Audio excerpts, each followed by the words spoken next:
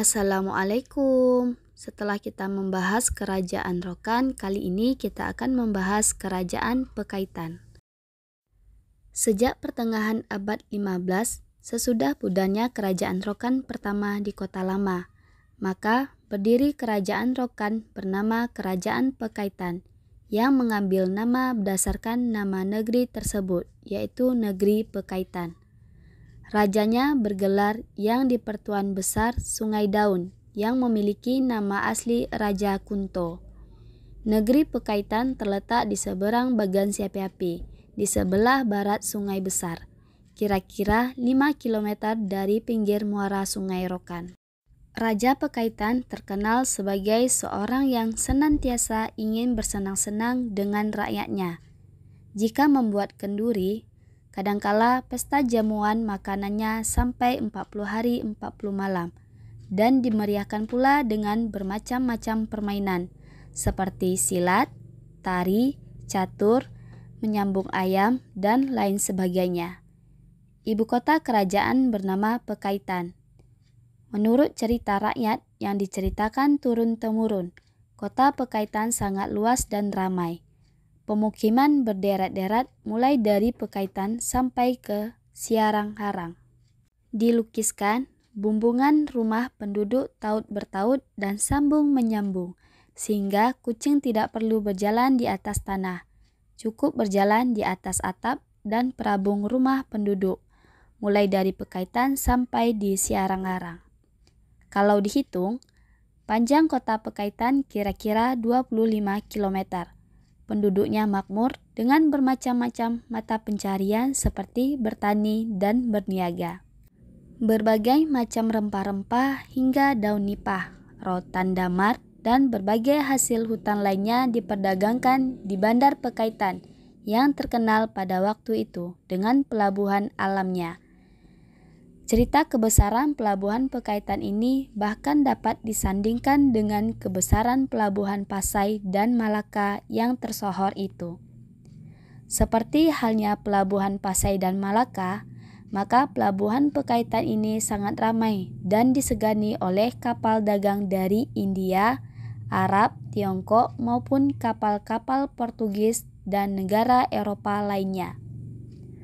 Perhubungan Nusantara pada masa itu dari Majapahit, Malaka, Pekaitan, Jambu Air, Pasai, Goa, dan Eropa, serta sebaliknya. Para pedagang tersebut mengisi air minum dan membeli hasil bumi penduduk Pekaitan. Dari pelabuhan Pekaitan ini, kapal-kapal tadi langsung ke Malaka, Pulau Jawa, dan Makassar, begitu juga sebaliknya. Untuk menjaga ketertiban dan memungut cukai, Yang di-Pertuan Besar Sungai Daun menugaskan seorang penguasa pelabuhan bergelar Datuk Sah Bandar. Gelar ini masih tetap ada di kalangan penduduk Rokan seperti di Tambusai dan Rambah. Negeri-negeri dalam wilayah diatur dengan tata pemerintahan yang baik. Jalan-jalan dan dermaga dibuatkan sebaik-baiknya dan perhubungan laut pun diatur dengan sedemikian rupa. Perhubungan darat dari satu negeri dengan negeri lainnya dibuatkan dengan kereta kuda. Pada tiap-tiap tahunnya diadakan pacuan kuda. Pemuda-pemuda diperintahkan belajar memacu kuda dan berlatih menggunakan tombak dan keris, terutama bagi kalangan anak raja-raja di lingkungan istana. Rakyat dilatih menggunakan senjata seperti tombak, keris, pedang, dan lelo atau meriam. Pertahanan kerajaan diperkuat dengan memperbanyak hulu balang. Para hulu balang ini dipimpin oleh seorang panglima. Salah seorang panglima Pekaitan yang terkenal adalah Panglima Nayan dan hulu balangnya yang bernama Datuk Penjarang. Panglima Nayan sangat terkenal namanya hingga sekarang, dan ia mempunyai cerita tersendiri di kalangan rakyat Rokan Hilir tentang kegagahannya melawan Portugis. Ia dapat pula disandingkan dengan Laksmana Hang Tuah yang termasyhur di Malaka. Panglima Nayan ini sangat terkenal dan ditakuti oleh Paringgi, sebutan Portugis di Rokan. Begitu pula halnya dengan Datuk Penjarang. hulu balang kerajaan Rokan ini dengan menggunakan perahu yang bernama Seludang Pinang, ia dapat menunaikan perintah yang dipertuan dengan cepat. Sedangkan anak-anak raja selalu bermain-main ke tempat lain dalam negerinya dengan aman, seperti ke Sintong, ke Batu Hampar di mana Raja Mambang berkuasa di situ. Biasanya, anak-anak raja ini menggunakan kendaraan berkuda atau sampan. Menurut cerita masyarakat, mulai dari Pekaitan sampai ke Siarang-Arang, perjalanan dapat ditempuh dengan kuda. Berita kemakmuran dan kemasyhuran kerajaan Rokan Pekaitan sampai di mana-mana, dan banyak pendatang menyinggahi pelabuhannya. Negeri-negeri kecil diberi kekuasaan otonom oleh Baginda, seperti negeri Raja Mambang di Batu Hampar, Lantar di Tanah Putih, negeri Sintong, dan negeri Siarang-Arang. Baginda hanya sekali setahun saja datang ke negeri-negeri itu untuk menerima umpeti dan bersukaria dengan rakyatnya. Setelah pecah perang Peringgi atau Portugis dengan Malaka pada tahun 1511 Masehi, dan kerajaan Malaka mengungsi ke Pahang, Johor, dan akhirnya ke Bintan, Riau. Maka tak ada lagi penghalang bagi Portugis untuk menguasai daerah pesisir Sumatera bahagian timur, mulai dari Sungai Siak sampai ke Rokan. Daerah-daerah itu dijelajahi Portugis dengan armadanya yang kuat untuk menguasai pusat perdagangan dan daerah penghasil rempah-rempah seperti cengkeh, kulit manis, dan buah pala. Maka, untuk mencapai tujuan Portugis harus terlebih dahulu menaklukkan raja-raja di sekitar perairan pesisir timur Sumatera seperti Siak, yang terkenal dengan Kerajaan Gasib atau Siak kuno, Pasai, dan Kerajaan Rokan. Kira-kira pada tahun 1503 Masehi, armada perang Portugis memasuki perairan Sungai Rokan dengan tujuan menaklukkan Pekaitan. Setelah melumpuhkan pelabuhan, peringgi-peringgi itu mendaratkan pasukannya ke istana Raja Rokan di Pekaitan. Pada waktu pendaratan, pasukan Portugis ini tidak mendapat perlawanan berarti dari hulu balang Raja Rokan, sebab kedatangan pasukan ini ke Pekaitan secara tipu muslihat sewaktu Raja Rokan sedang asik bermain catur dalam istana. Sedangkan Panglima Nayan dan Datuk Penjarang sedang berada di Siarang-Arang mengamankan Putri Hijau. Pada waktu serangan Portugis terjadi, yang di Pertuan Besar Sungai Daun sedang asik bermain catur dengan orang besar kerajaan, yakni dengan Datuk Bendahara dan Datuk Syah Bandar. Sewaktu Baginda asik memainkan anak caturnya melawan Datuk Bendahara, pasukan Portugis memasuki benteng istana. Ketika itu, hulu balang pengawal pintu gerbang istana sudah banyak yang ditawan dan menyelamatkan diri.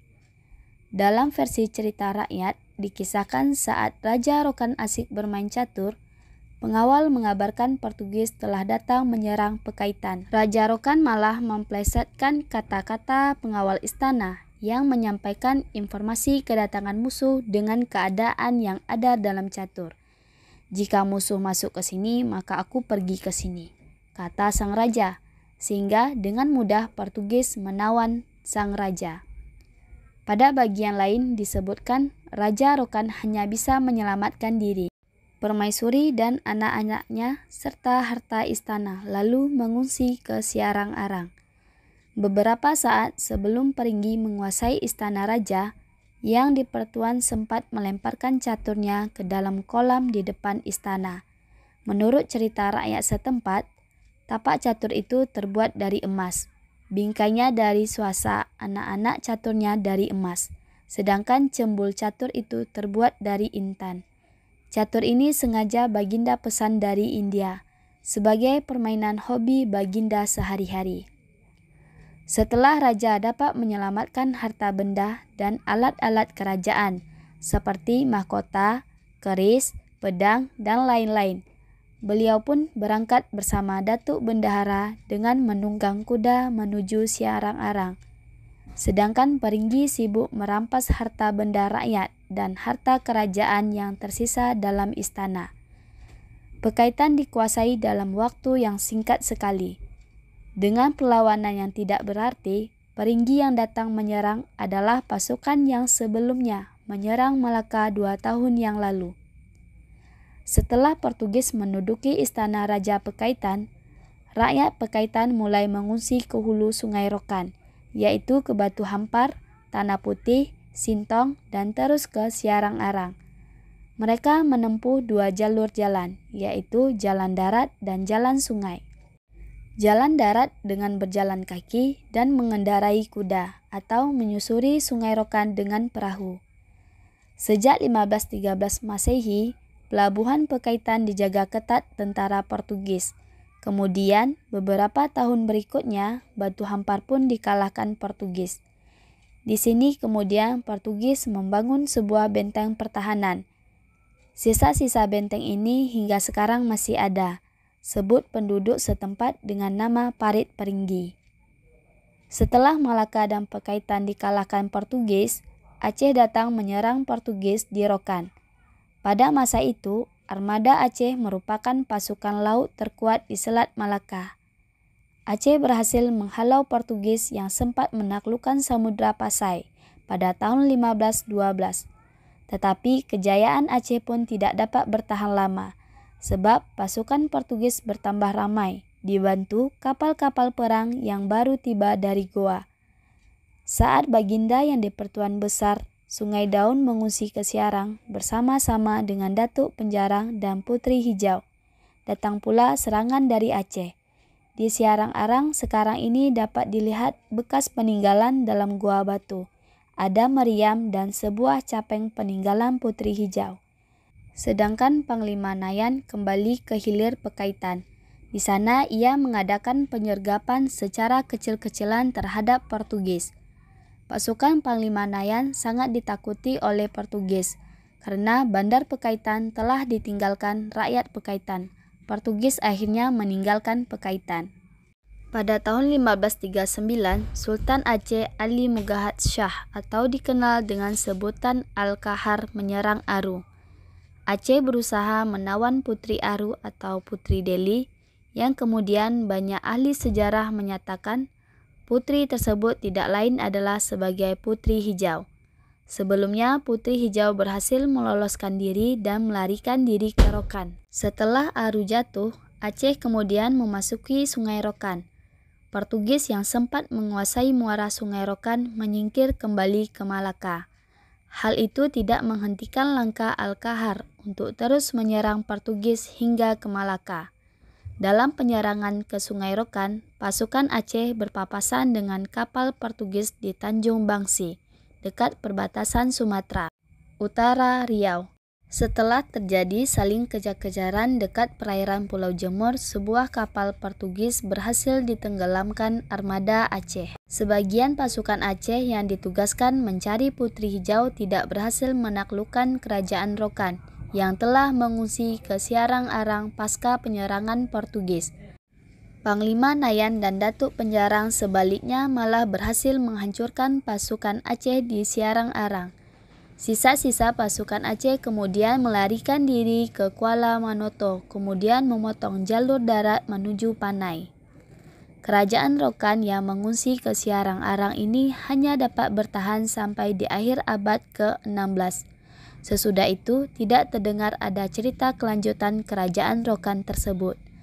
Setelah kerajaan Pekaitan dan Batu Hampar lenyap, kemudian muncul 3 kerajaan lagi di bagian hilir Sungai Rokan, yaitu Kerajaan Tanah Putih dengan ibu negeri Tanah Putih, Kerajaan Bangko dengan ibu negeri Bantayan, dan Kerajaan Kubu dengan ibu negeri Teluk Merbau. Sementara di bagian hulu muncul 5 kerajaan kecil yang dikenal dengan Luhak. Luhak-luhak ini yang diperintah secara turun-temurun oleh bangsawan raja,